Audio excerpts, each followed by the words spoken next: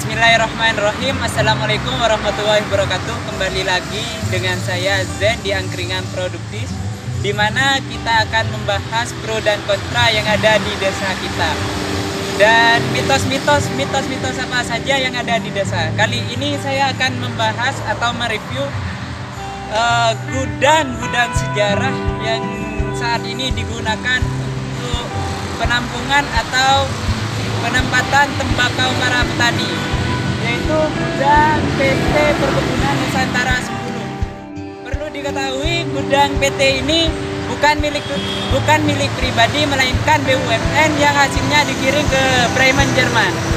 Oke, supaya tidak penasaran, kita lanjut. Kita telusuri apa saja yang ada di sana dan tempat-tempatnya.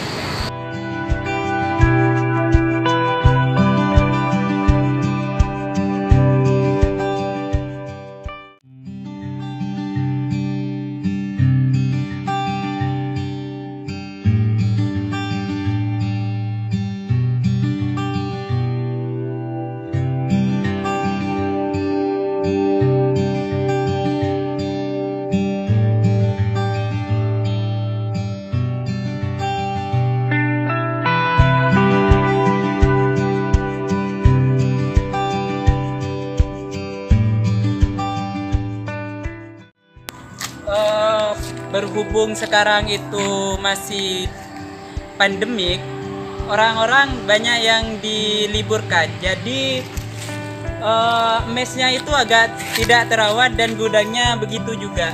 Di sini itu dulunya tempat taman ini sangatlah bagus dulu, tapi beda lagi dengan sekarang, kondisinya sangat disayangkan, kurang terawat. Jadi mungkin karena itu pandemik, semua karyawan diliburkan. Tidak semua, tapi masih ada satpam di sini.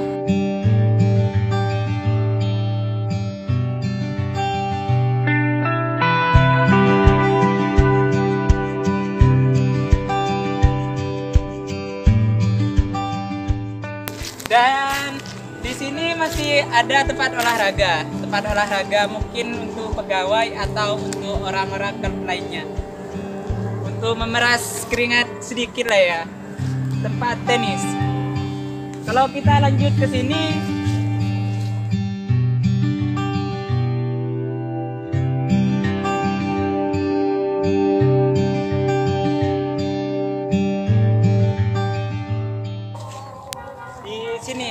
di sini itu dulunya tempat main bola anak-anak desa kita, bundar.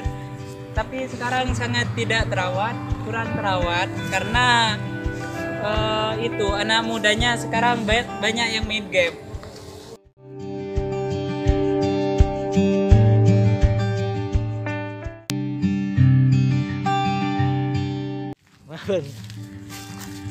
Sudah kelihatan ya penampakannya seperti ini. Yang saya jelaskan tadi, di mana gudang ini bukanlah gudang biasa, melainkan tempat sejarah yang dibangun pada tahun 1936 sebelum merdeka, Indonesia sebelum merdeka.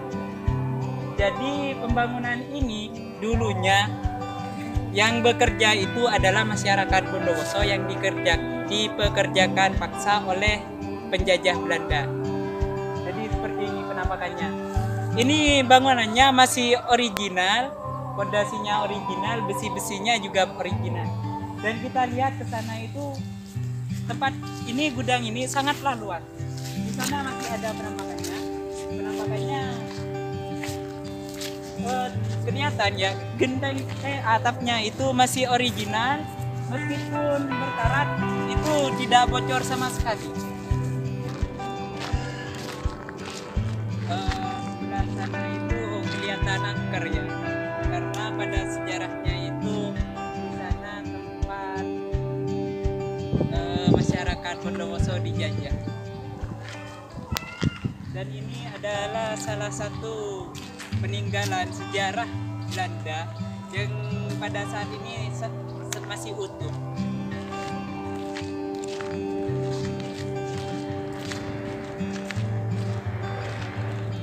Oke, kita lanjut di sini. Kita wawancarai salah satu satpam di sini. Mari.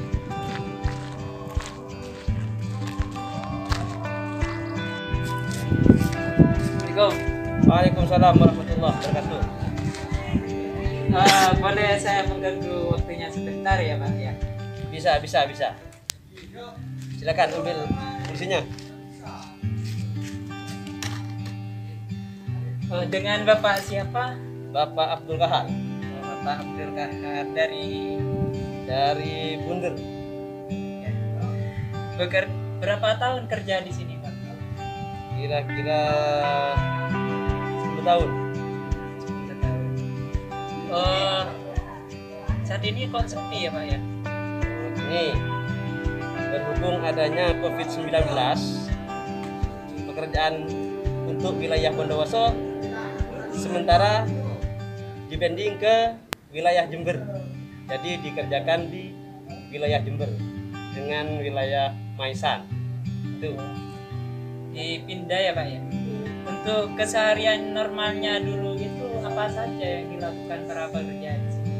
itu pengolahan tembakau untuk diekspor ke Bremen. Jadi tembakau itu ditampung di sini ya Pak? Itu dari petani sendiri atau milik sendiri? Dari PT sendiri Pak? Itu dari PT sendiri, dari BUMN, dikelola di lahannya sendiri di daerah Jember, di wilayah Jember. Baru itu masuk ke gudang pengering, kira-kira 25 hari baru masuk ke gudang seng atau gudang pengolah. Itu. Gudang pengolah itu sini tempatnya. Nah, betul. Oh, jadi Terus sama Maisan termasuk di Ajun. jadi prosesnya itu banyak banget ya Pak. Wah, banyak sekali. Jadi perlu diketahui gudang ini PT ini milik BUMN bukan milik pribadi. Jadi pengolahannya itu sangatlah agak banyak ya, dari mulai pengeringan sampai di sini tempatnya ya, Pak, ya. Betul. Jadi kira-kira di sini itu berapa banyak karyawan Pak? Kurang lebih 1.000 karyawan. 1.000 karyawan. Dan untuk saat ini kan ada corona itu COVID-19, gimana keadaannya karyawan itu, atau PHK atau hanya libur? Sementara diliburkan. Diliburkan tapi tidak dikerjakan di wilayah Jember, tempatnya di gudang Ajung. Itu semuanya apa sebagian saja Pak? Sebagian. Untuk Satpam sendiri masih normal-normal saja ya Pak, Alhamdulillah. Kalau untuk Satpam, untuk keamanan tetap siap siaga. Oke. Untuk menyelamatkan aset negara. Oke, sangat semangat sekali. Wah, sekarang kan banyak ya Pak ya, kan banyak yang beredar lah di mana-mana. Kalau gudang ini sangatlah banyak mitos-mitos. Yang pertama itu kayaknya angker Pak, banyak yang nggak terawat. Misalkan di depan itu ada pohon beringin, itu kan ada taman-taman yang nggak terawat lah di depan mes itu ya Pak ya. Itu terlihat angker. Dan sebelumnya itu tersebar mitos Pak, kan ini bekas sejarah ya Pak ya, dari tahun 1936 itu sebelum merdeka ini sudah terbentuk. Dan apakah sebelumnya itu di sini ada hal-hal aneh Pak untuk sekitaran sini? Kalau untuk saya sendiri, saya belum pernah melihat keanehan-anehan di sini. Dan kalau cerita mitos, ya yang namanya perusahaan besar kayak PDP, yang jelas memang ada penunggunya. Itu. Untuk bangunan sendiri ini, kan ini dari tahun 1936 sebelum merdeka ya Pak. Apakah masih ori atau tidak, atau banyak yang diubah?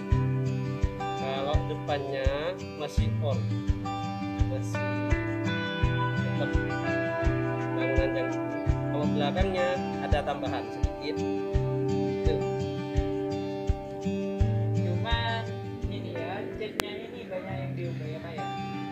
Bagian ada yang dirubah, bagian ada yang tetap.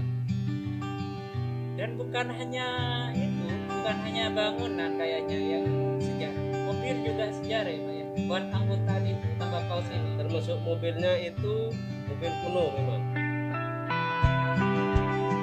Sangat itu ya, sangat dirawat ya Pak. Termasuk bangunan juga. Ya. Oke baik, terima kasih atas wawancaranya, atas waktunya. Terima kasih banyak. Saya pamit dulu ya Pak ya. Assalamualaikum. Waalaikumsalam.